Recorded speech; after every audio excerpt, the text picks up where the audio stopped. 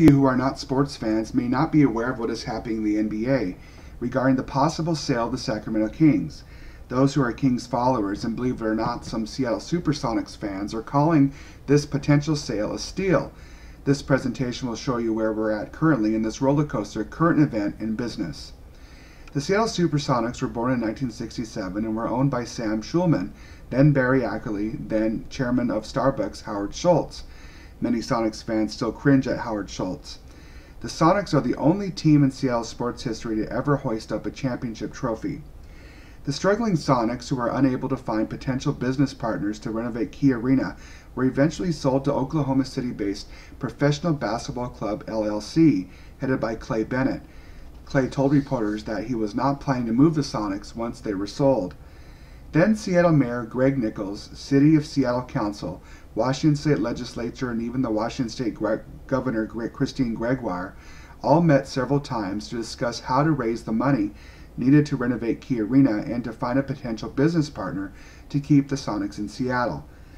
Although a small group headed by Microsoft CEO Steve Ballmer and the work done by political leaders all were too little too late, and the Sonics were sold to Clay Bennett and his group on July 17, 2006 for $350 million. The Sonics and #1 draft pick and potential MVP Kevin Durant were turned into the Oklahoma City Thunder.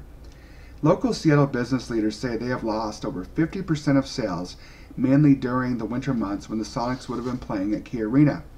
Since 2007, over 40 businesses have closed its doors in Seattle, mainly due to the world economic woes, but it started when the Sonics left Seattle.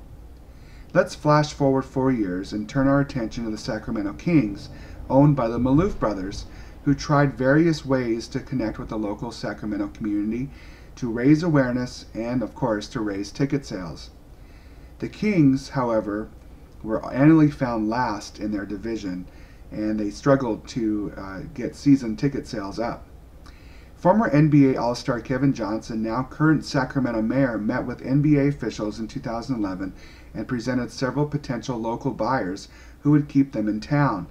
However, the key element to all of this discussion is who would put up the money to renovate or create a new stadium for the struggling team. In 2011, Seattle's knight in shining armor, Chris Hansen, came galloping back into town and said he was heading a group of investors to create a new $490 million stadium in the Soto district area of Seattle. Hansen's bought several hundreds acres of land, creating architects' renderings, and publicly stated he wanted to bring the NBA and the NHL back to Seattle. On January 13th of this year, Hansen and Ballmer's group officially contacted the Maloofs to purchase the Kings for an estimated $500 million. Hansen told local fans, Kings fans, that his intentions were to move the team. The Maloofs, needing to continue their casino The Palms, also want to venture into other industries, and so they listened to Hansen's offer. On January 21st, ESPN reported that the Maloofs and the Hansens team reached a deal. Kevin Johnson told reporters that Seattle fans should not be popping champagne yet, as he has found a local investor, 24-hour fitness owner Mark Mastroff, to head up a team of investors to keep the Kings in town. There are debates over the legality of the first refusal that exists in the current Kings partnership agreement. The key person to decide this, to the demise of Sonics fans, is NBA President David Stern, who many say did nothing to stop the Sonics from moving to Oklahoma City. Since the Hansen Group gave the Maloofs a non-refundable $30 million payment, it's possible that if Stern sides with Kevin Johnson and the Mastroff team, an antitrust lawsuit against the NBA will be filed by the Hansen team.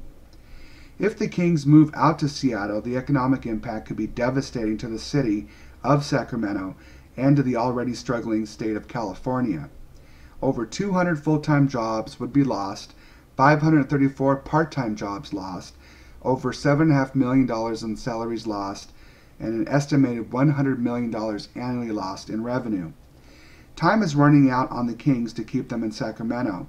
The potential lawsuit versus the NBA and the fact that there has not been a funding source for a new or renovated stadium may force Stern's hand to award the sale to the Hansen team.